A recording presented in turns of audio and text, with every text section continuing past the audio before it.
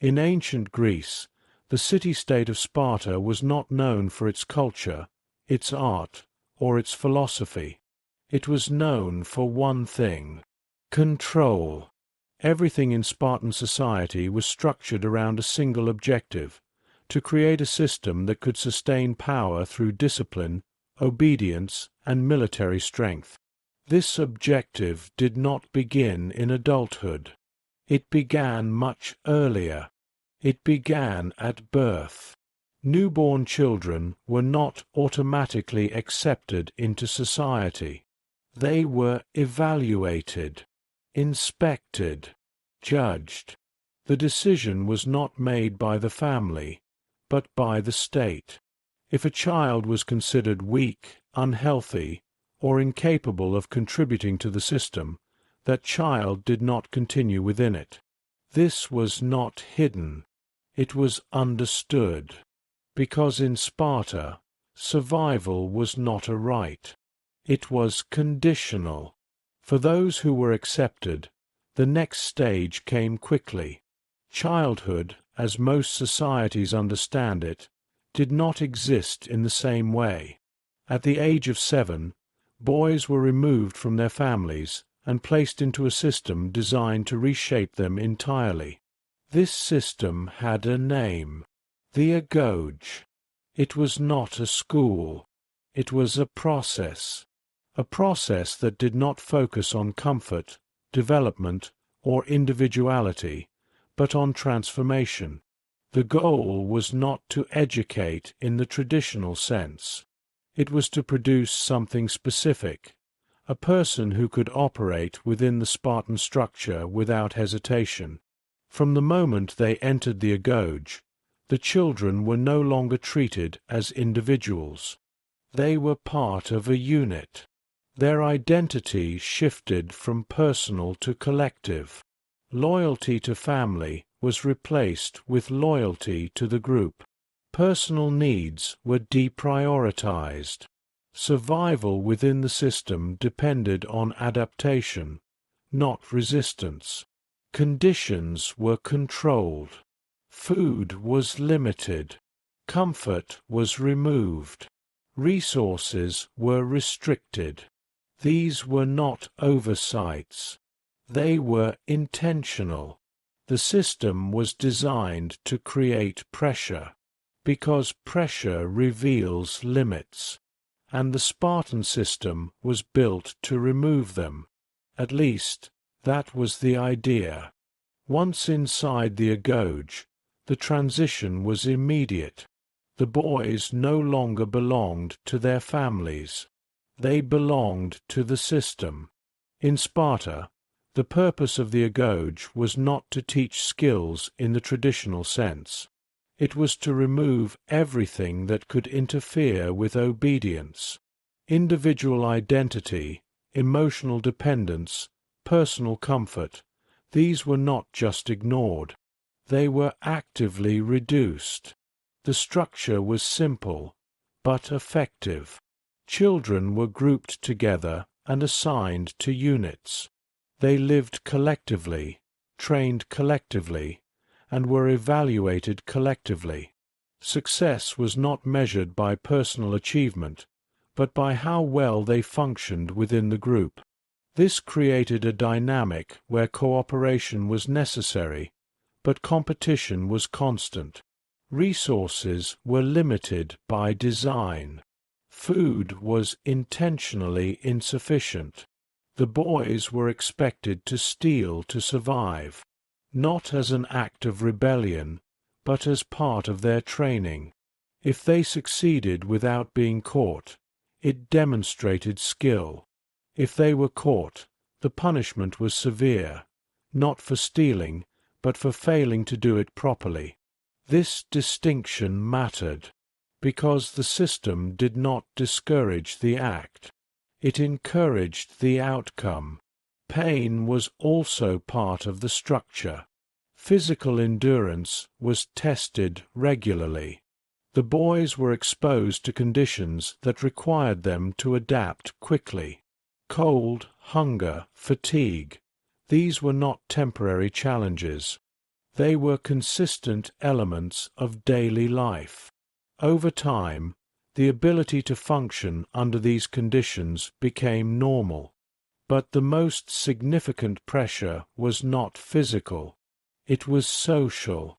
The boys were observed constantly, not just by instructors, but by each other. Behavior was monitored. Weakness was noticed, and any sign of vulnerability could be used against them.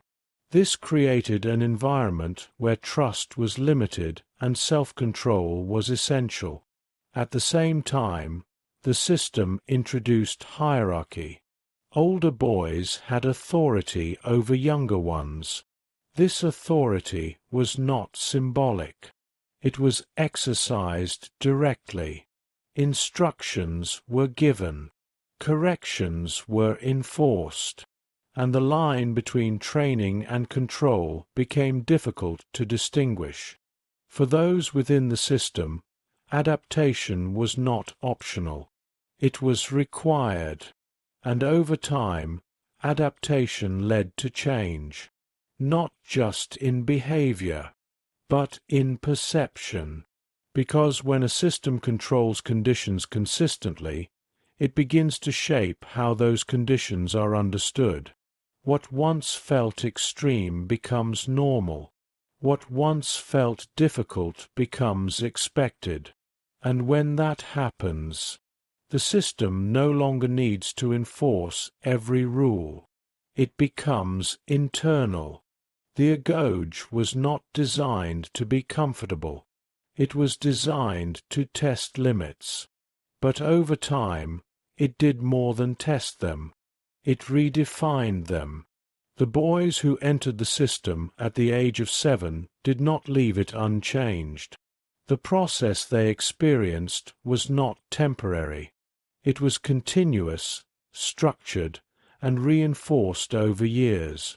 And because it was consistent, it began to shape not just their behavior, but their understanding of themselves. One of the most important elements of the system was silence.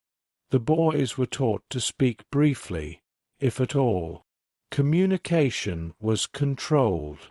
Expression was limited.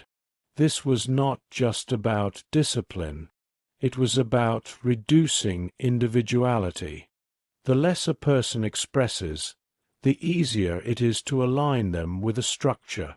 At the same time, emotional responses were discouraged. Pain was not to be shown. Fear was not to be acknowledged. Weakness, in any form, was unacceptable.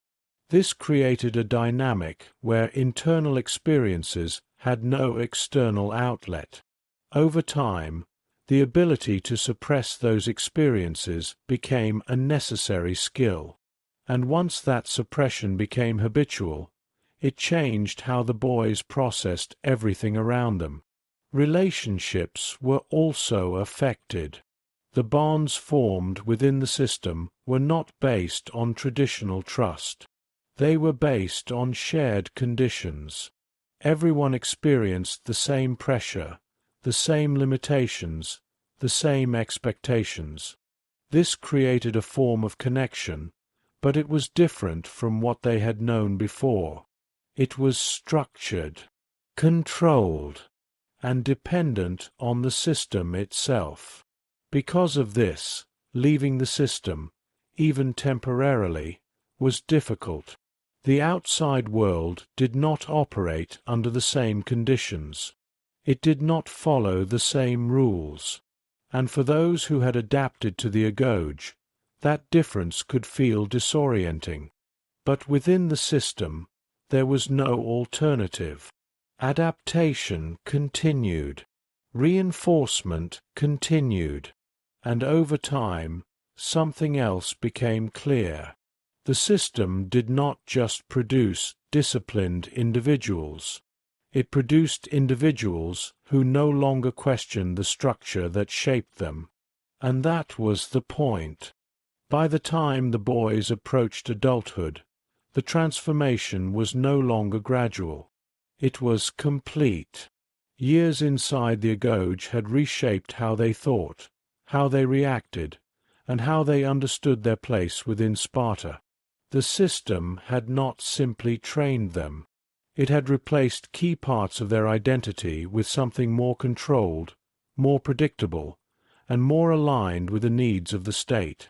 The process did not end with survival.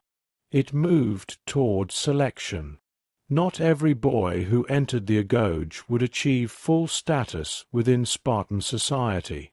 Advancement required demonstration, not just of strength or endurance, but of consistency, the ability to operate under pressure without hesitation, the ability to follow structure without deviation.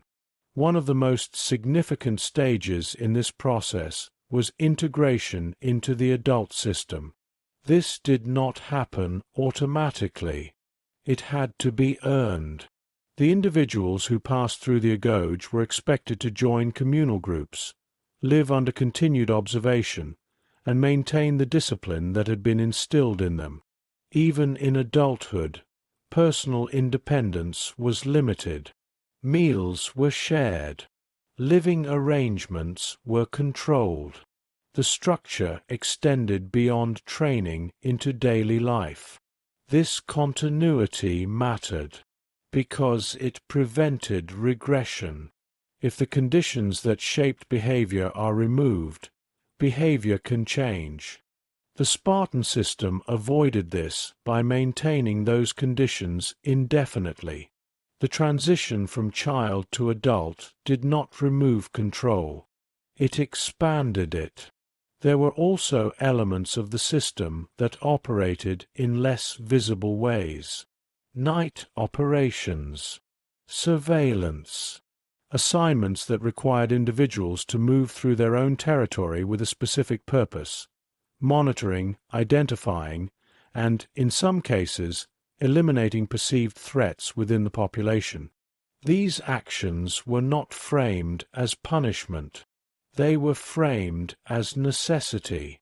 And because the individuals carrying them out had been shaped within the system from childhood, the distinction between necessity and choice became less clear. This is where the system reached its full effect. It did not need to force behavior at every stage. It produced individuals who carried the structure with them, who operated within it without requiring constant enforcement, who did not see themselves as separate from it. And once that point was reached, the system no longer existed only as an external force. It became internal. From the outside, the Spartan system appeared effective. It produced soldiers who could endure extreme conditions, maintain discipline under pressure, and operate as part of a unified force. It created a society that prioritized stability, order, and military readiness above all else. But effectiveness has a cost, and that cost was not always visible. The boys who entered the agoge at the age of 7 did not simply gain skills. They lost something, not in a single moment, but over time, gradually, consistently. The removal of family bonds, the limitation of emotional expression, the constant pressure to conform, these elements did not disappear once the system was complete. They remained part of the individuals who passed through it. Relationships outside the structure were affected. Expression remained controlled. Perception of the world remained shaped by the conditions of the system. And because the system did not provide an alternative framework, there was little opportunity to redefine those elements. This created a society that functioned with high levels of cohesion, but low levels of flexibility. The same structure that produced strength also limited adaptation. Over time, this limitation became more significant. As other regions developed different approaches, different systems of organization, different forms of military strategy, different ways of integrating social and political change, Sparta remained consistent. Consistent in its structure, consistent in its priorities, consistent in its limitations. And consistency, when not balanced with adaptation, creates vulnerability. The system that had once been an advantage became a constraint. Not immediately, but gradually. Because while the individuals within the system were effective in the roles they had been designed for, the system itself was less capable of adjusting to conditions it had not been built to address. What began as a method of control became a boundary, and that boundary defined not just the individuals within the system, but the society that depended on it.